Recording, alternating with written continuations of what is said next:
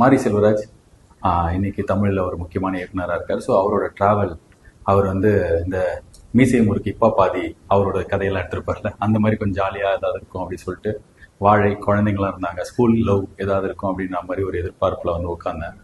But ஆனால் உள்ளே போய் உட்காந்து இப்போ நான் வெளில வந்திருக்கேன், அப்படியே உலுக்கி எடுத்துருச்சு. ஆக்சுவலாக இன்னும் ஒரு 15 மினிட்ஸ் டைம் கேட்டிருந்தேன் இந்த மாதிரி பேசுறதுக்கு. ஏன்னா பயங்கரமான அழுகையை கண்ட்ரோல் பண்ணிட்டு நான் வெளில வந்திருக்கேன். நான் வேற இலகிய சுபாவம் கொண்டவன்.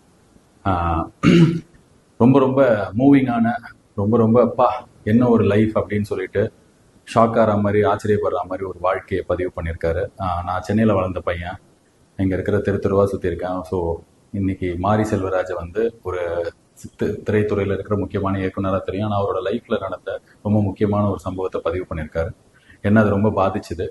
படம் பார்க்கும்போது எனக்கு ரொம்ப மூவிங்காக இருந்தது. ஸோ நடித்த எல்லாரும் சரி, இந்த படத்தை எடுத்த மாரி மற்றும் அவங்க டீம் மொத்த பேருக்கு என்னோட வாழ்த்துக்கள். இந்த படம்